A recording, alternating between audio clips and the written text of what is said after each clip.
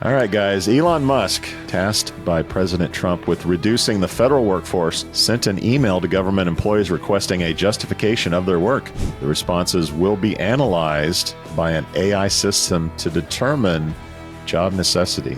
How many people are asking generative AI, write me an email that won't get me fired by an AI? Right, yeah. Quantify, here's what I do, quantify it so that I don't get fired. Hide your kids. Lock the doors. You're listening to HR's most dangerous podcast. Chad Sowash and Joel Cheeseman are here to punch the recruiting industry right where it hurts. Complete with breaking news, brash opinion, and loads of snark. Buckle up, boys and girls. It's time for the Chad and Cheese Podcast.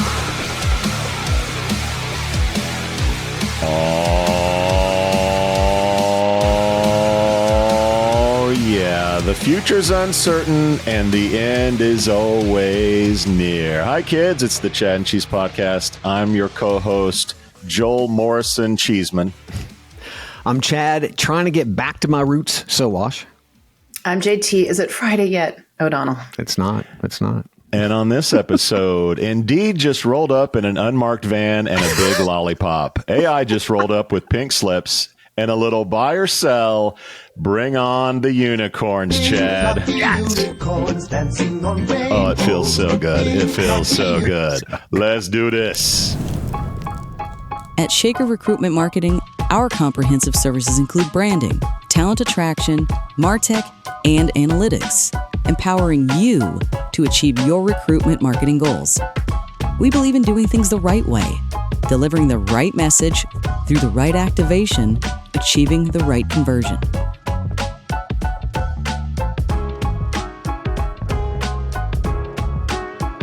For us, business is deeply personal. Our legacy is built on relationships. Together with our people, clients, and partners, we've been shaping the world of talent for over 70 years.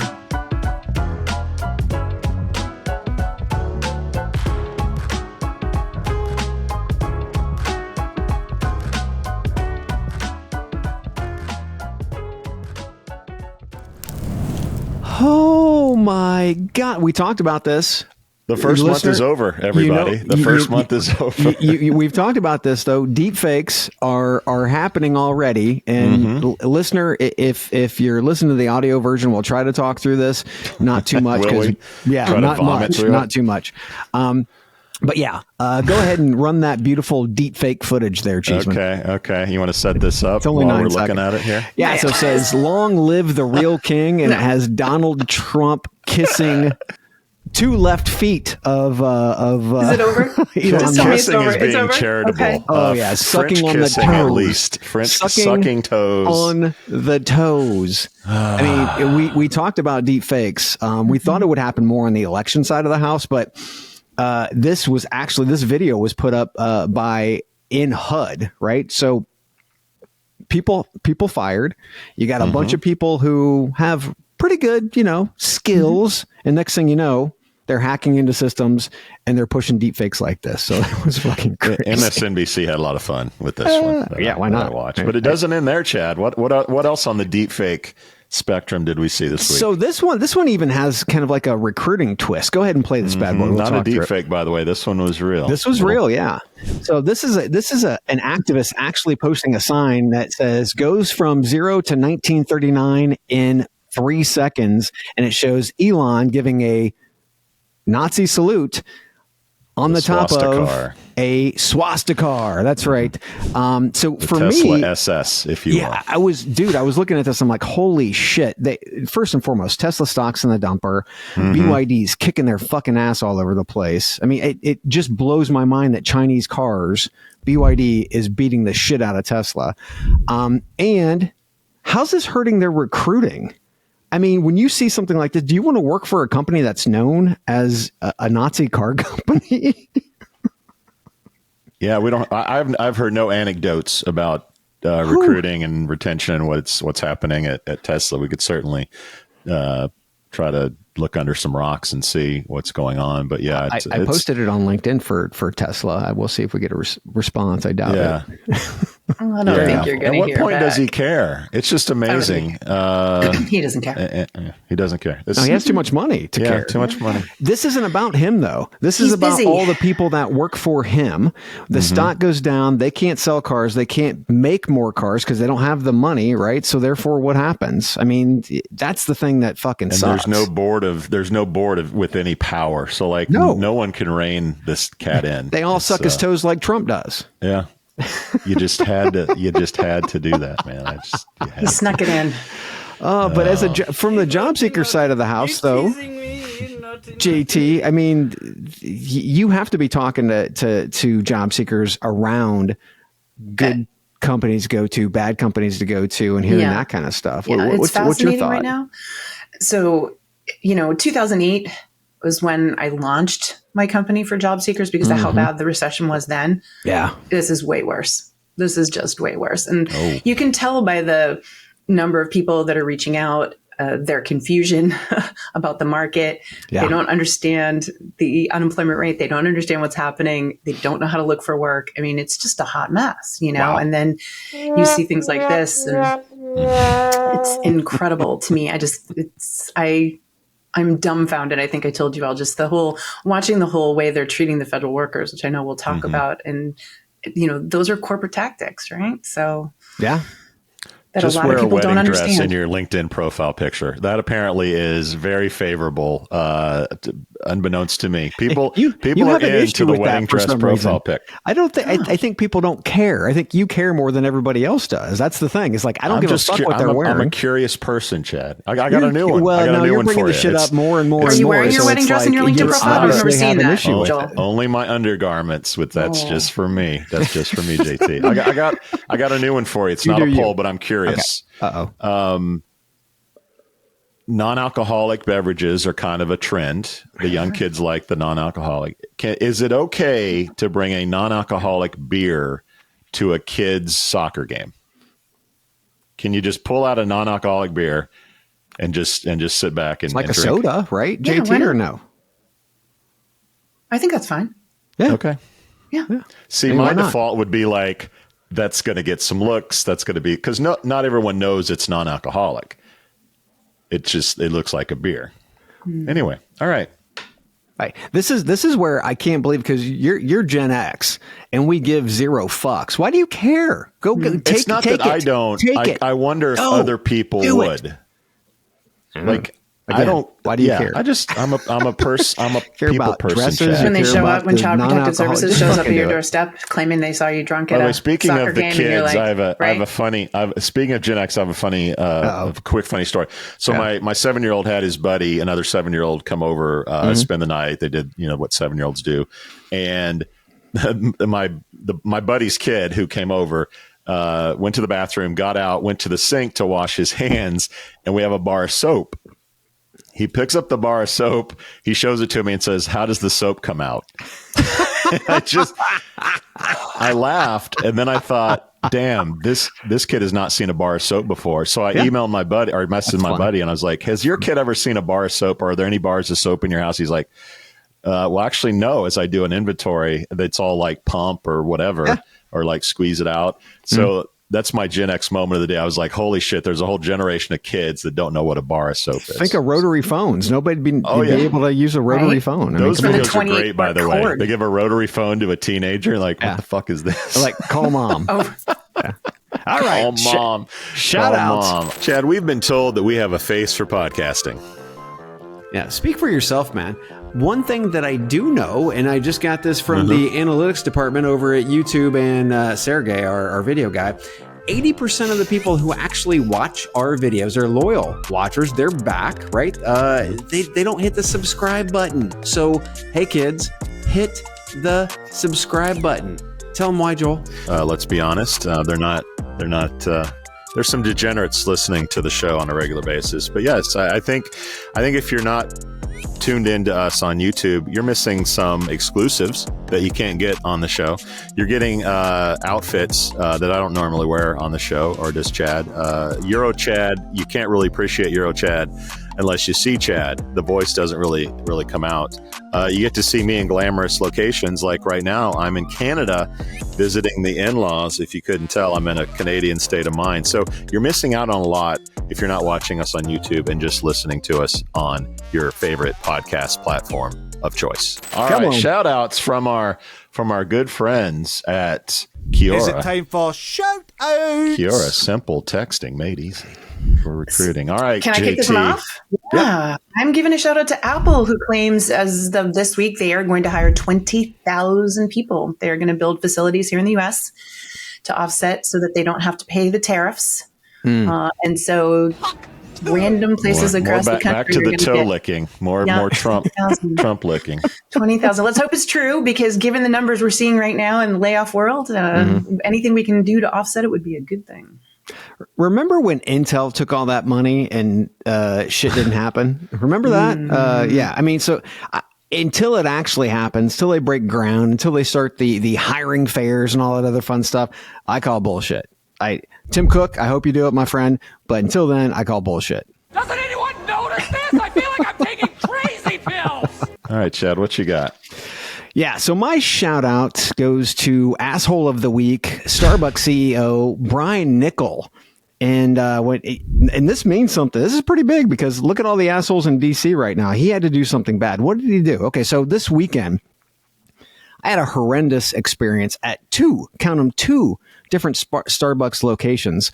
We were headed to our niece's competition this weekend. Julie wanted a cup of coffee, so I'm like, hey, let's go ahead and jump into Starbucks. I want to see how this new grassroots thing is going with them. The first place I go, we park the car, roll up into the door, and there is a sign that says drive-through only. Drive-thru's packed. I'm like, fuck this. We're going to the next one. So it's about 10 minutes away. We go to the next one, pull up, go back, same thing. This one says drive-through only and mobile orders, right? So I'm like, what, is this the new experience? I mean, if so, it fucking sucks. And then yesterday, I see Starbucks fired 1,100 corporate workers and closed hundreds of positions. Now, this is happening while new CEO Brian Niccol has personally shoved over $100 million into his own damn pocket. Cutting heads, calling it efficiency, when I visit a Starbucks location, more than one Starbucks location, and there aren't even enough people to open the damn dining rooms. That's not efficient. That's shitty leadership. So Starbucks CEO Brian Niccol, you are the asshole of the week. You're so dumb. You are really dumb. For real. Chad, I will not have you muddy the name of a former Chipotle CEO. I can't sign off on that. Too bad. It's happened. All right. Well, all this feel-good podcast talk has me a little down. And I think we could all say that the world needs a little uplifting story. And what better place to find an uplifting story than fast food? Am I right? What better way to feel good than that? Now, I'm assuming both of you have seen Sunday Morning on CBS. Yes. It's a series of usually feel-good stories or insightful stories. So I came across this one somewhere in Minnesota, and it is the most Minnesotan story that you'll see today. Okay. I'm just going to let it roll. Let's do it. It's about 3.5 minutes. If you don't want to listen, just fast forward. But a lot of people, I think, will enjoy this. I want to feel good. Have a look.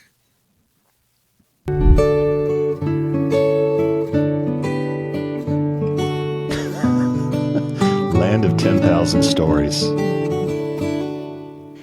It is a ritual some older folks revel in, gathering at fast food places for good coffee and even better conversation. Every day. Recently, Boyd Hooper found a Burger King honoring that tradition by turning one of its chairs into a throne. And I'm showing 15 below. Cold on the outside. Oh, here comes Mikey. Warm on the inside. Hey, Mikey. As the morning crew takes its seats. Oh, my siding job is all done. For news and weather. Teens all next week. Call it the morning show. He had to take me home to get jumper cables. At the North Branch Burger King. We don't talk politics here. It's more important things like who caught the most pocket gophers and things like that. Tim Horn Important stuff. is a morning. What's a way fucking more pocket important. gopher? Yeah, I clue. caught a mouse that was just under 2 pounds. With an audience of Ashley Fundingsland, We can hear them all the way in the back half the time.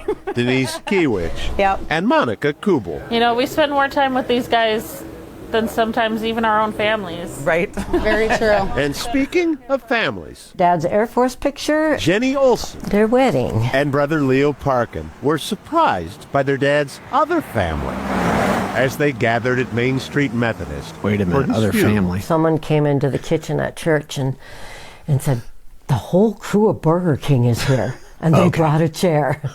I said, what?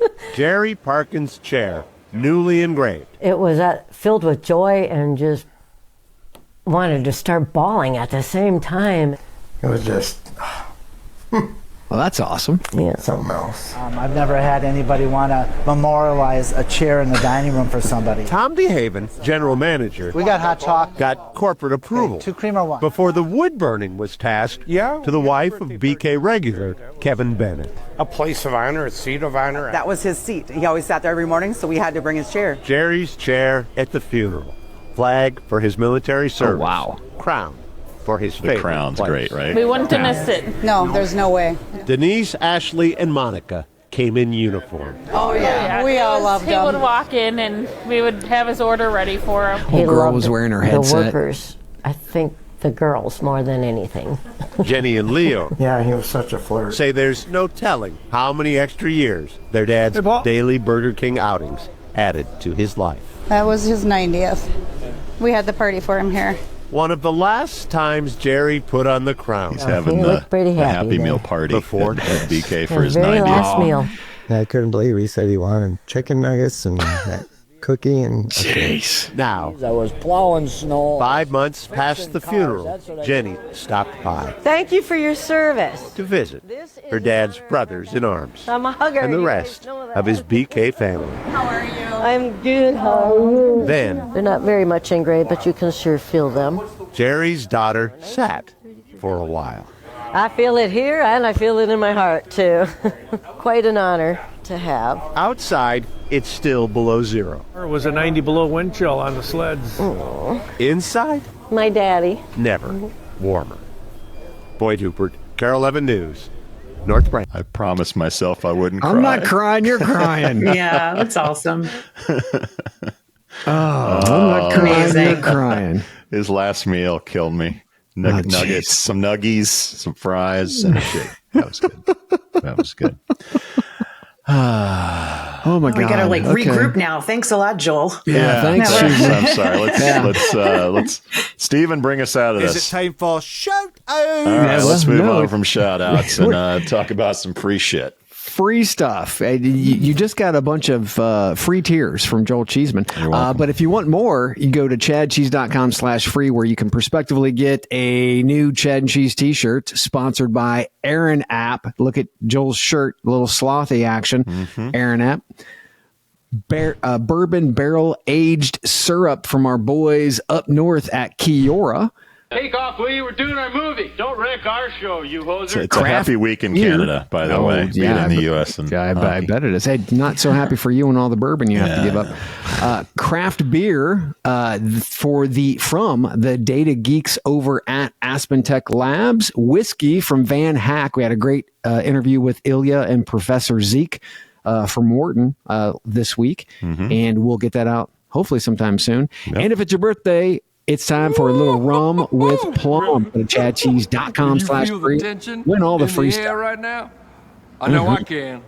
I can feel it all the way down in my plum. That's right. Another trip around the sun for listeners. Kristen Urban, Vashali Umriker, Evan White, your friend, Colin Parker, Adam Chambers. Everyone's always after his Lucky Charms. Christopher Chimento, John Turner, Martin Brewsterhuizen, if I said that right, Justice Abbey, and Chad's boy, Boss Van de Hettard. I know I didn't say that right, but who cares? Boss, happy birthday to those listeners. Happy birthday. And Chad, you're going to D.C. tomorrow. Tell them why. I'm going to DC because our boy Keith Sonderling is going through confirmation hearings, so we'll be there for that. Sitting behind him, actually had to get on a list. Apparently, they're not running background checks, so they wouldn't let me in. But then after that, we're going to be going to Vegas. So if you are coming to Vegas, come spend some time with the Chad and Cheese in Vegas. Not to mention JT's going to be there, Mo's going to be there. We're going to have the whole team.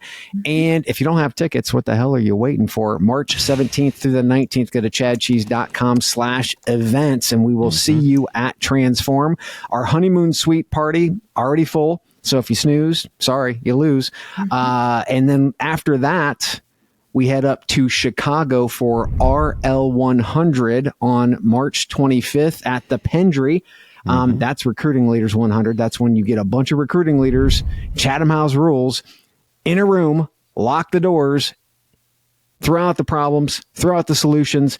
These are my favorite kind of events because we actually get to hear kind of like the non-filtered, no bullshit responses from recruiting leaders. Because a lot of times they really have to have that filter on.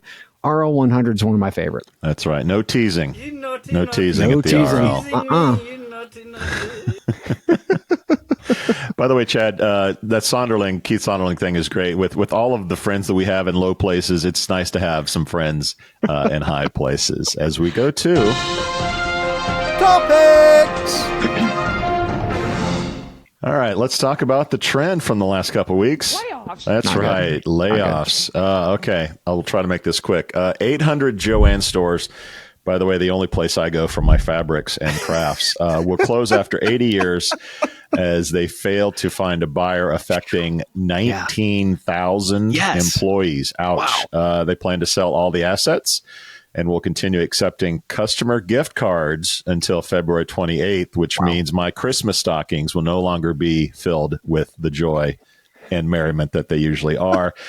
More layoffs. I've heard some DC-based, Doge-based government layoffs. All right. So we have 75K voluntarily out, took the package. Wow. 1,000 Department of Veterans Affairs, 1,300 people in Department of Energy, 700 in the CDC. Speculating that this will exceed 100,000 layoffs when all is said and done.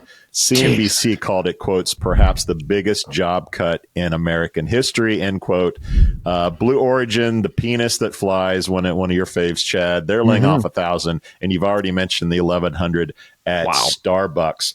By the way, side note, Polywork, who was the LinkedIn killer for the kids, died quietly back in December. DED. No clue how many people lost their jobs on that one. But Chad, any thoughts on the layoffs? It hurts. It hurts.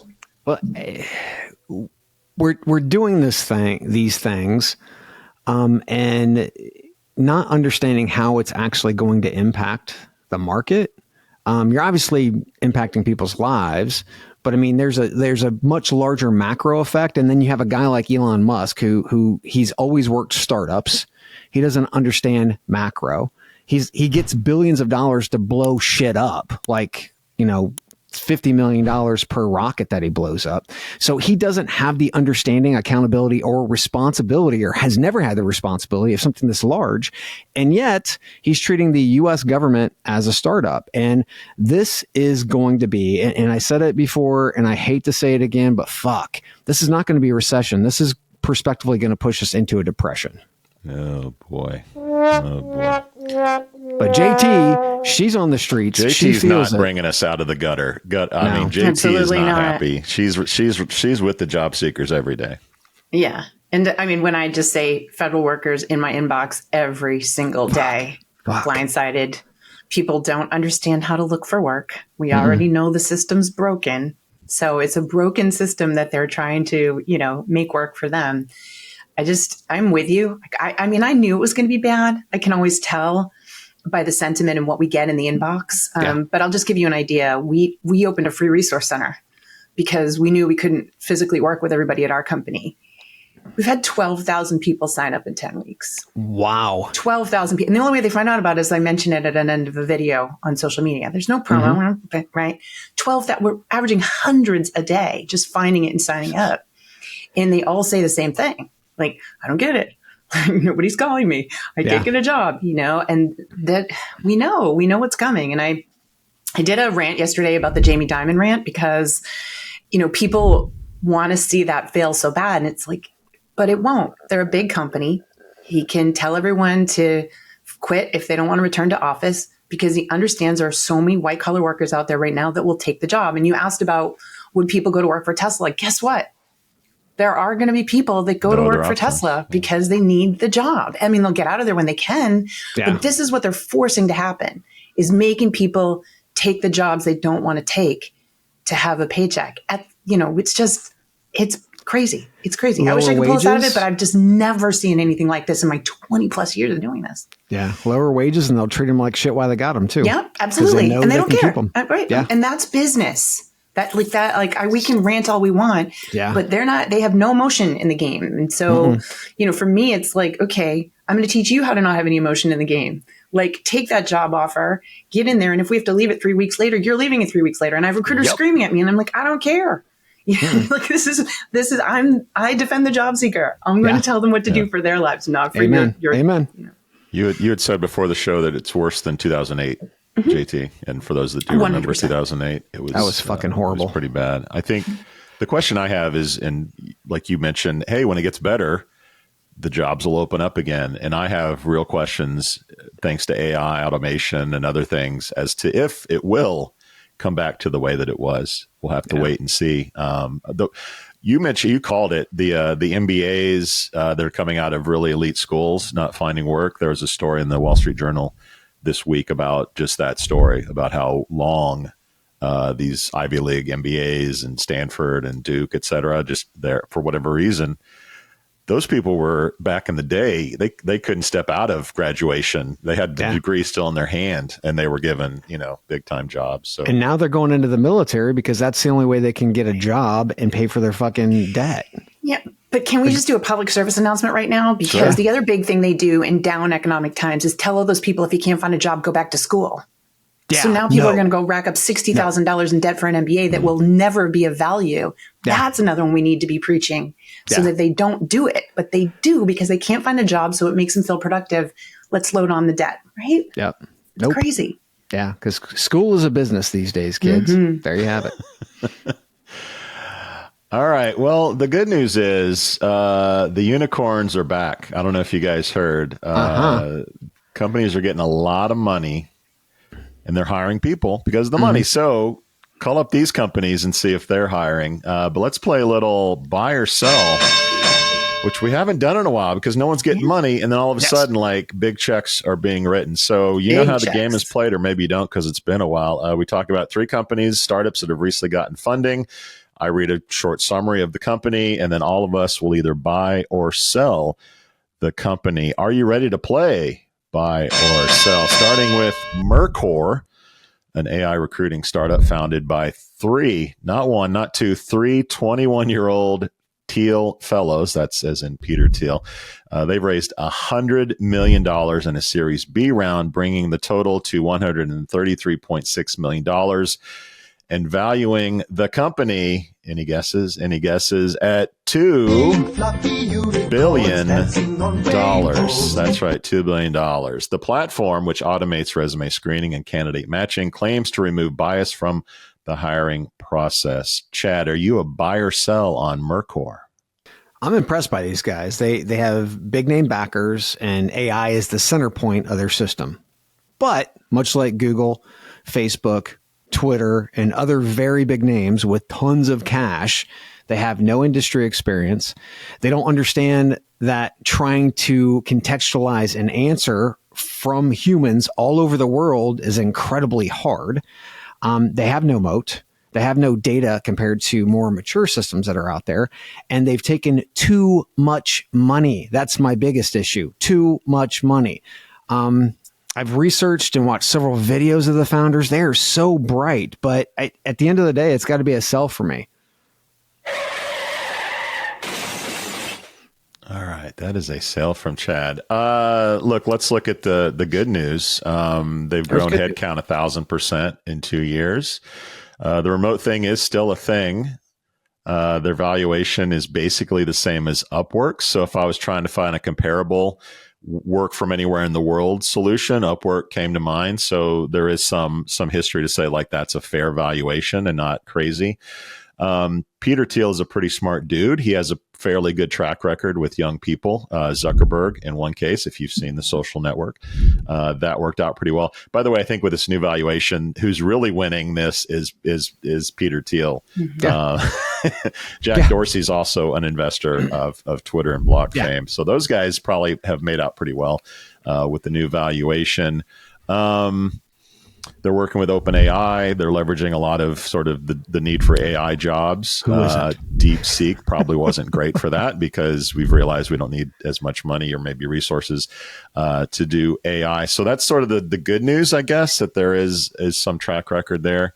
However, I do not believe the trend of the business is this company's friends. It's a more polarized world. There are less remote jobs posted today than there was last year and the year before. Jamie Dimon says you're coming back to the office, and a lot of CEOs are agreeing with him. More companies are going to opt for homegrown workers because it's a very geopolitical, volatile world. There's a lot of uncertainty around the world in places that used to be pretty stable. And I mean, come on, man, 21 years old, like, fuck off. I don't care. You do not know anything. Okay. You do not know anything. This one is a sell. Really dumb. For real. Wow. And I will mirror Chad's comment about they've taken too much money. It's going to bite them in the ass in a big way. JT, are you with us? Or are you going to throw us a curveball? I think all your points are valid. I'm really deep into this. So as someone who's recently built an AI tool for the job seeker, the one thing that to me will determine this is the garbage in, garbage out theory. I'm seeing all of these AI companies claim they can pull the right info out of the job seeker, and they can't because they ask them the same old stupid questions about their past history, and that's not the work they want to do. Yeah. So you go do a 20-minute interview, and you just basically say, this is what I've done, and all it's going to show you is jobs you've already done that you don't want. And I know this because we have tested this with thousands of job seekers in my platform, and that is their number one complaint. And so until they come around to listening to the job seeker and building an interactive tool around them, their wants and needs, and educate them on why this job would be a fit for where they want to go, it doesn't work. And to me, once they try this thing once and it doesn't work, they're not going back. They're just not going back, right? It's a once try and done. So I would love to see the model they have and see if they're actually pulling in something decent out of the job seeker. But if they're not, then I don't see how this flies. But hey, that's a lot of money. Some very well-known backers, they might just push that thing through to success, right? So, for a lot of people, I'm sure it could be a buy for that front. But without knowing if they've really cracked the code for the job seeker, it's a sell for me. You're not going to fall for the banana in the tailpipe? Nobody is. All right, that's 3 sells on Mercor. Peter Thiel is not happy about that. All right, let's go to the next one. Perfect.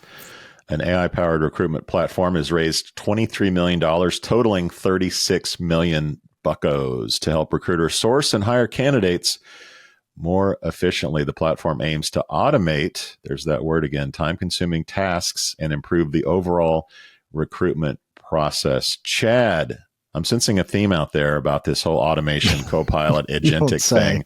Yeah. Are you a buy or sell on Perfect? Or is this not so perfect? I mean, the CEO goes from selling an AI parking platform. He actually sold it for $125 million to the recruitment AI space. After hearing that, I was like, what the fuck? What the fuck are you doing here? But then I see the co-founders, VP of Ops and People, Ronan Daniel, ran a company called Wojo, a sourcing and recruitment company. So I was like, okay, that kind of works.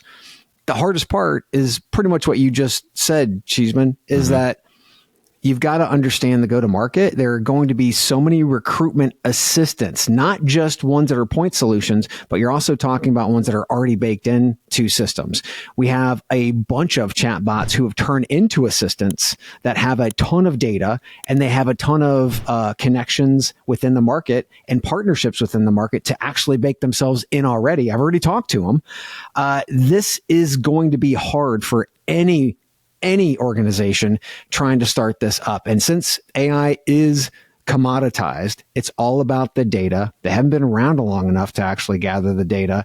I would love to see, again, one of these companies actually just knock it out of the park. I don't think it's going to be this one, though. So it's got to be a sell. What the fuck?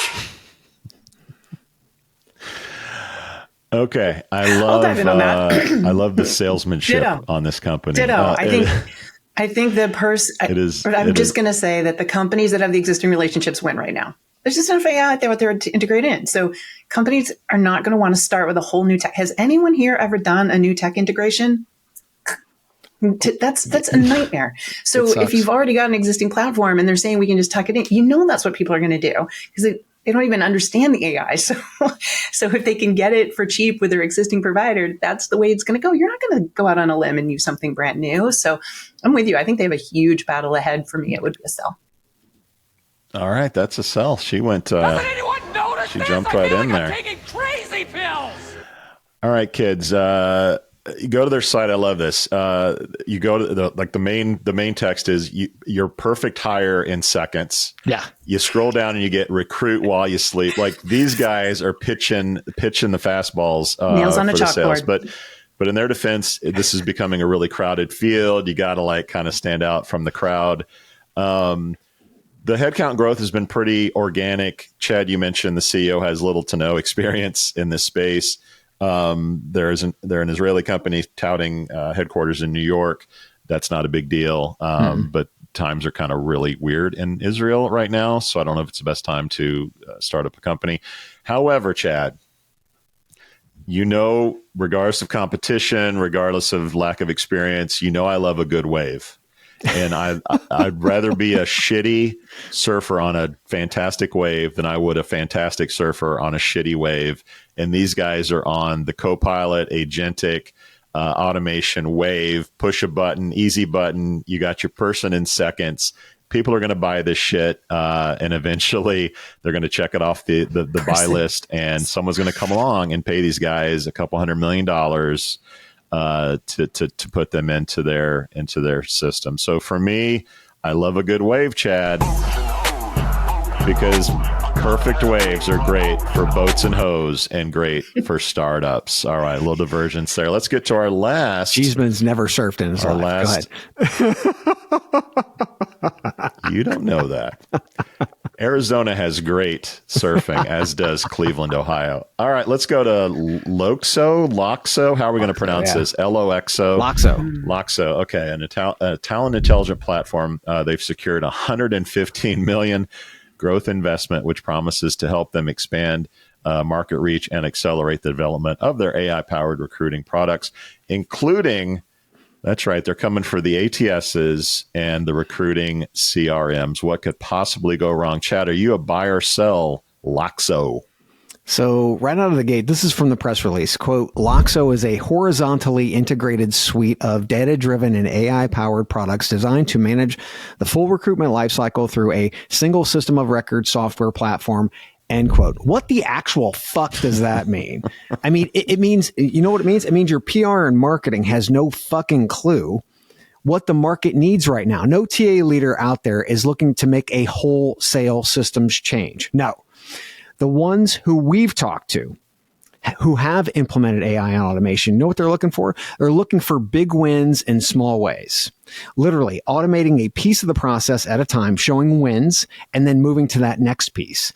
And I think Loxo has the tech and the people to make that happen. But much like we've seen with many other companies who've flamed out in this space, they just don't understand what the people are buying.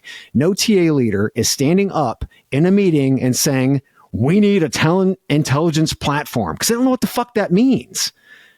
unfortunately, Loxo, I think you got the goods. The problem is your go-to-market, your messaging, and all that all leads down to sales. It's got to be a sell for me. So you get nothing. Sorry, guys. You lose. Good day, sir. JT, you want to take this one? Yeah, I mean, I was saying this before we started. I was reading all three of these press releases about this, and all that came through my head was, you remember the Peanuts when the grown-ups would talk on the phone? Wah, wah, wah, wah, wah, wah, wah, wah.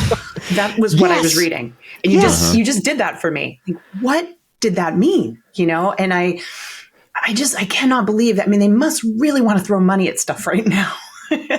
Like, we need to put our money somewhere. Hey, these are great stories, but I'm, for the exact reasons that Chad mentioned, I'm same thing. It's a sell, plain and simple.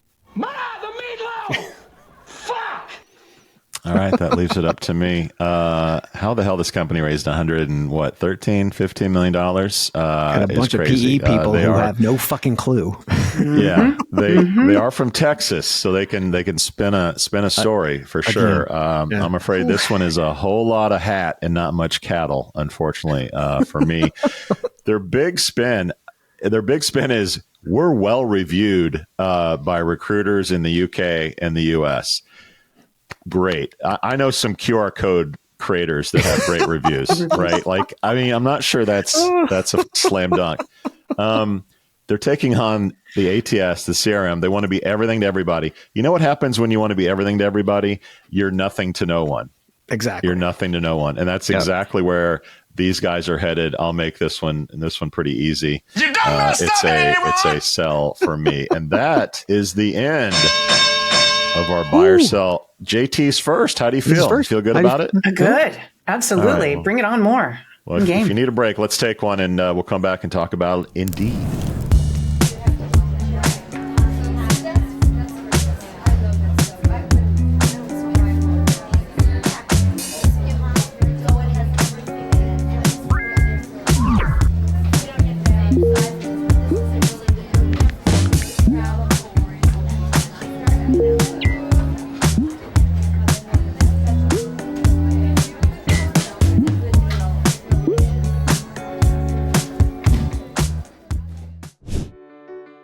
So you posted a new job ad. Now you can sit back and wait for the applications to roll in, right?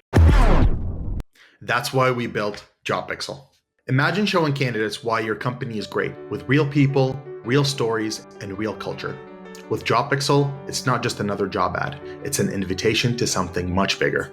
Video gives you a 3 times better response rate. So instead of chasing after candidates, they'll be coming to you. And with a 34% boost in conversions, candidates aren't just looking, they're applying. And if you're worried about people clicking away, don't be. Our videos reduce bounce rates by 25%. That means they're watching, they're engaged, and they're interested. 282% more engagement. Yeah, you're gonna need a bigger inbox. Finding the right candidate is tough, but with JobPixel, it doesn't have to be. Show your company's authentic story, and the candidates will follow. Let's make recruiting fun again, because honestly, it could use some help. Do you want to see how JobPixel can save you time and money while achieving your KPIs? Schedule a demo today.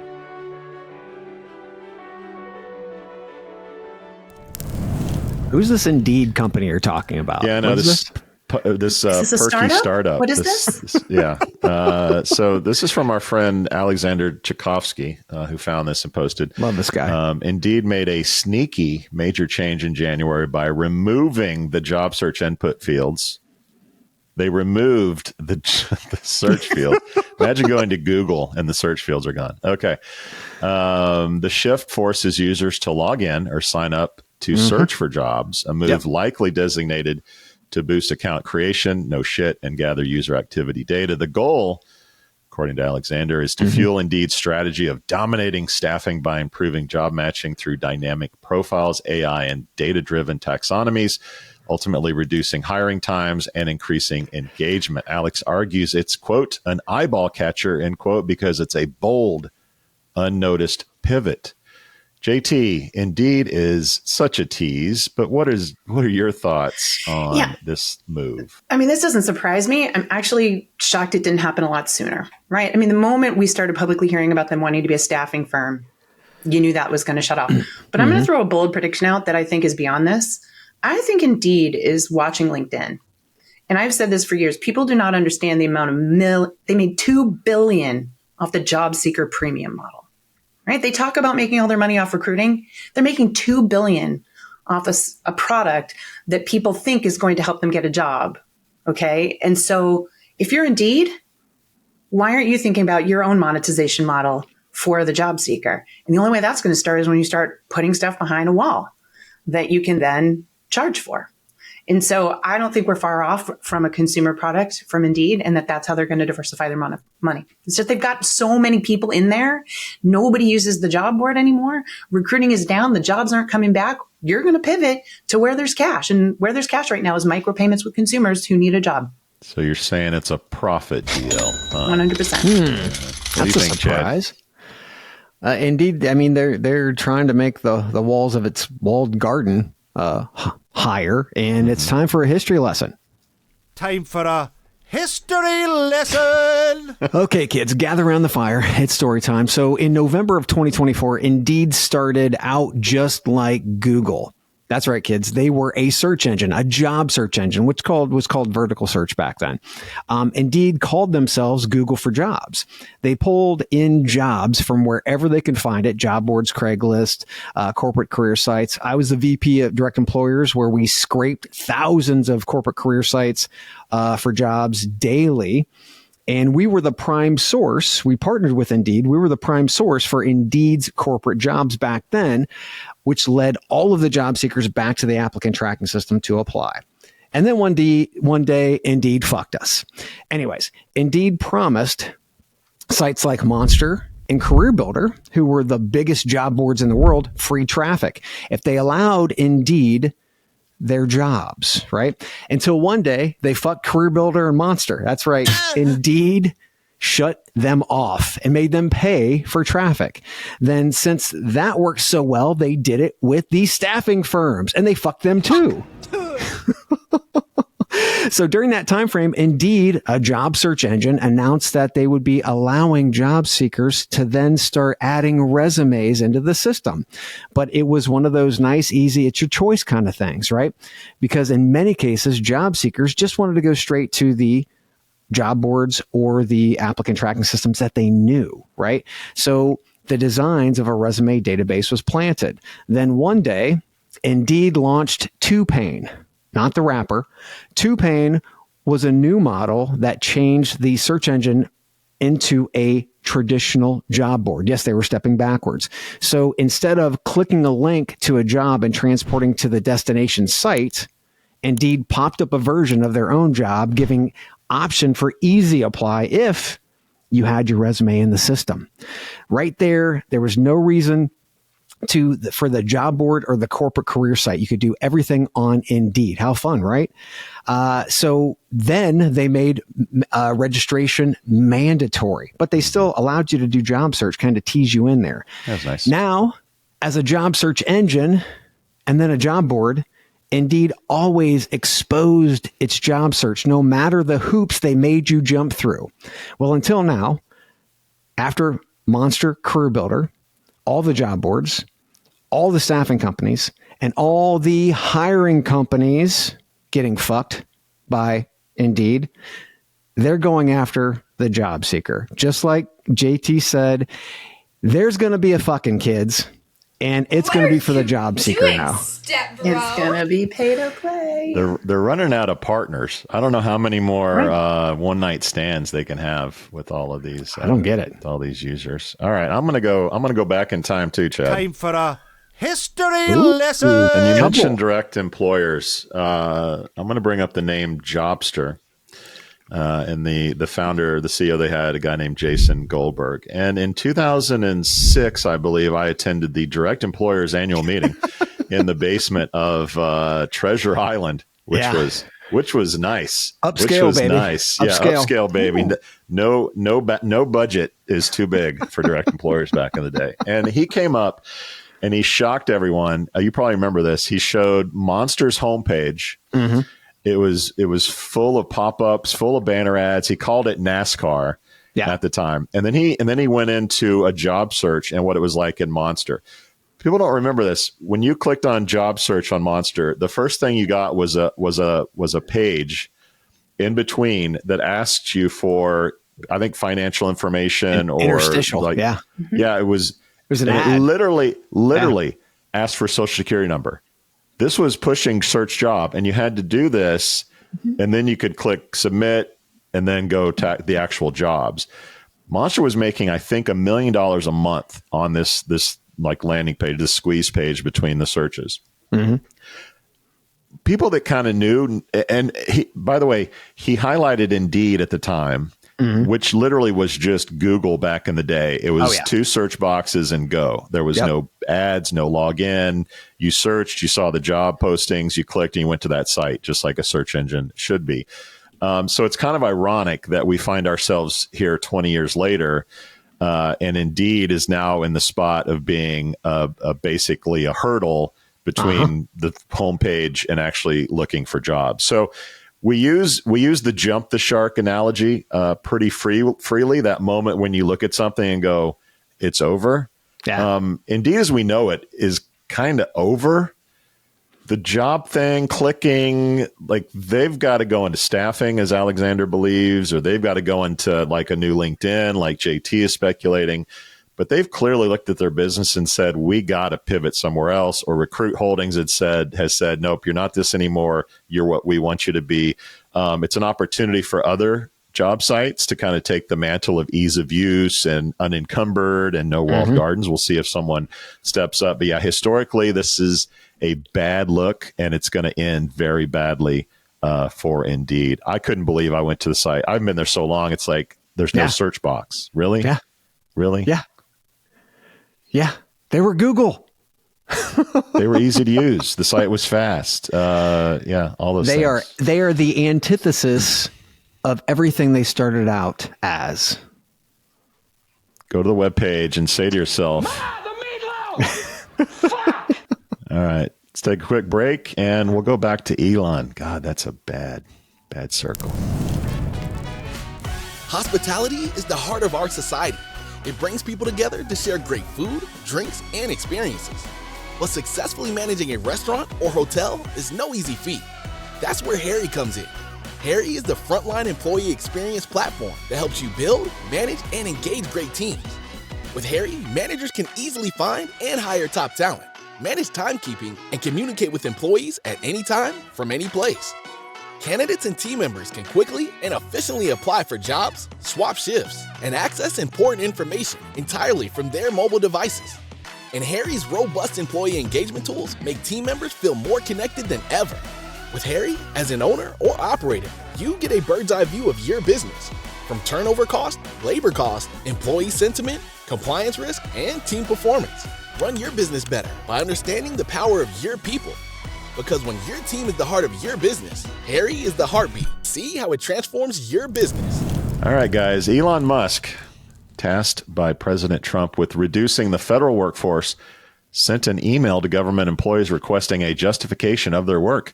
The responses will be analyzed by an AI system to determine job necessity. This directive has faced backlash from unions, workers, and some agencies with concerns raised about data privacy and the legality of the process. In short, people submitted their email. It was read by AI, and AI is going to tell the powers that be whether you could still have a job or not. JT, I'm guessing you have a few thoughts on this as a spokesperson for job seekers. Did you hear the deep breaths while you were talking? Probably.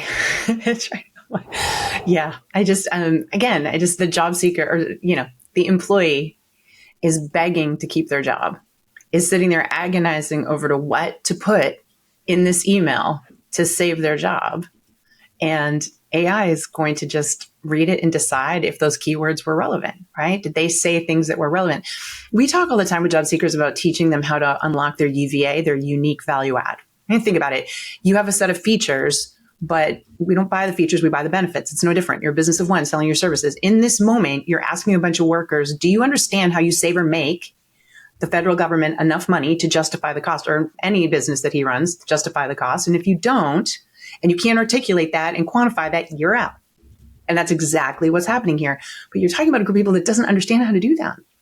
And so they're, praying that what they wrote is right. They're probably talking about what a great person I am, what a super team player, and this is what I got done, and this is how, and gone, And so it's going to be a rude awakening for people to understand that it is what you deliver today. Can you show me how you save or make enough money? 130, 140% of your salary, because that's what it costs them.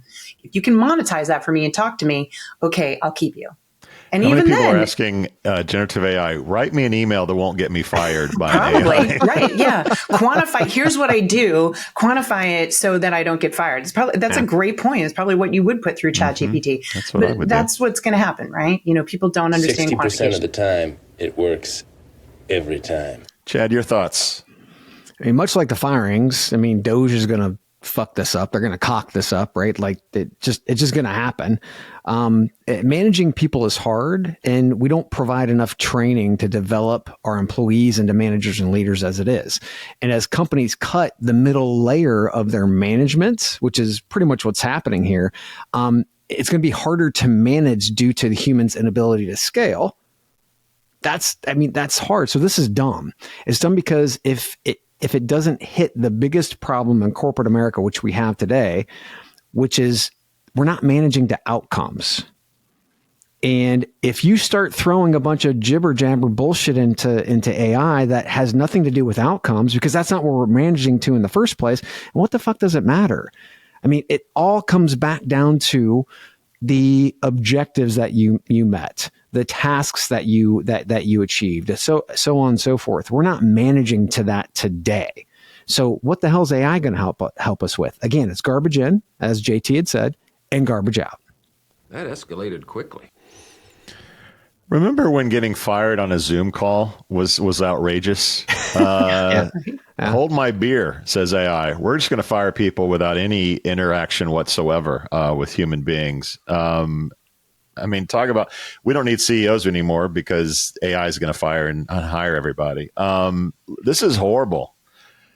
This is bad for humans. This plays into the culture of ghosting, not talking to each other, being stuck in a screen all day. Like, we're just going to outsource firing people based on what AI says. Like, I hope that if companies do this, and more companies will, this is going to happen. People will take daily activities and like have an ongoing daily like summary of like fireable, not fireable, like productive, non-productive, and then this will be a thing that companies do. I hope to God humans stay in the loop somehow, because if we get into a place where like we just push a button and people are hired and fired and offboarded and onboarded without anybody actually looking and talking and interacting with each other, like we're done with human existence, and we're with the sex robots and the chatbot boyfriends, and this is the end of our feel good podcast. But the good news is, kids, we're going to end it with, that's right, another dad joke. Another dad joke. And I got my first positive comment, so I know the dad jokes are landing. All of them. Very, very well. One of you All out right. there fucking masochists. All right, you two. What do you call a lesbian on fire? What do you call a lesbian on fire? Keep in mind, kids, we all grew up with like dead baby jokes, so nothing is offensive to us. What do you call a lesbian on fire? I don't know. Get it over with. Yeah, tell me now. LGBTQ. LGBTQ. BBQ. Okay, barbecue. We out. So bad. We out. That's so bad. So bad. You know you're going to retell it. Not.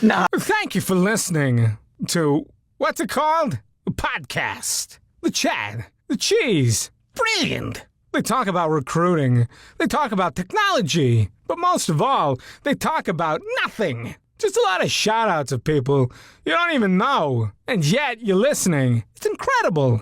And not one word about cheese. Not one. Cheddar. Blue. Nacho. Pepper jack. Swiss. So many cheeses and not one word. So weird. Anywho, be sure to subscribe today on iTunes, Spotify, Google Play, or wherever you listen to your podcasts. That way you won't miss an episode. And while you're at it, visit www.chadcheese.com Just don't expect to find any recipes for grilled cheese. It's so weird. We out!